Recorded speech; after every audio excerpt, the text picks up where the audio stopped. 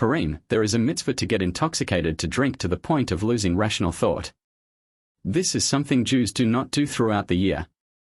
As our sages put it, one must drink until he cannot distinguish between cursed is Haman and blessed is Mordecai.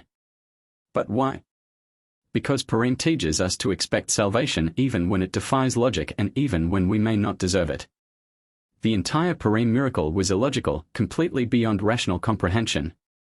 Purim teaches us to approach prayer not in terms of reward and punishment but as a child who asks a father for what he lacks. Father, I want. Without calculations, without conditions. Just as a father gives his child what he asks for because a small child has no one to rely on but his father. Queen Esther arrived at the king's palace at a time when most of the Jewish people had sinned. They had bowed to the idol and enjoyed the feast of Ahasuerus. According to the Talmud, these were the reasons they were sentenced to destruction.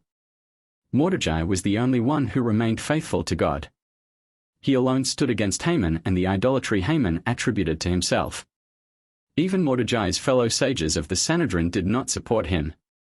So, when Esther stood before God and prayed for the Jewish people, she had no merits to rely on.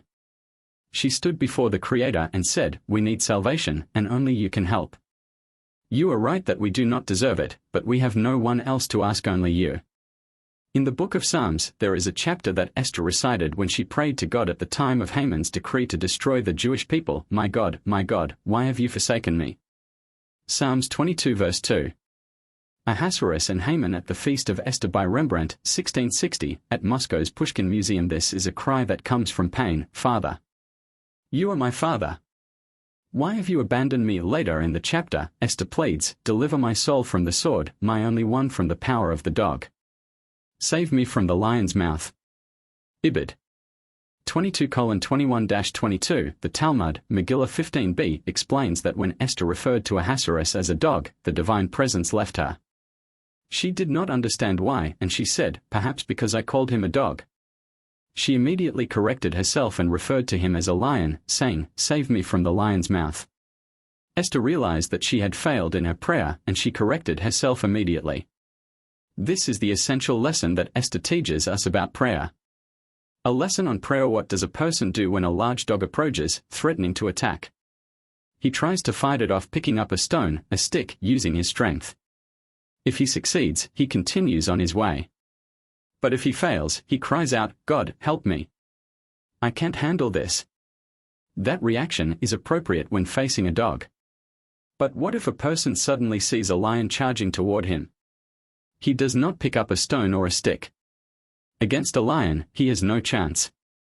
He immediately screams, "God, save me." This is a lion. Esther understood that there are situations where prayer must be pure and sincere, relying on nothing but God alone. Such a prayer is effective, even when we do not deserve it, because when we rely entirely on Him, without calculations, God does not make calculations, either. This is Esther's gift to us on Purim, to set aside our logic and rationality, no matter what we have done or failed to do in the past. To stand before God in complete humility and ask, because He is our Father, because only He can help us. On Purim, let us rise above logic. Let us stand before our Father in heaven and cry out, my God, why have you forsaken me?" The writer is the rabbi of the Western Wall and Holy Sites.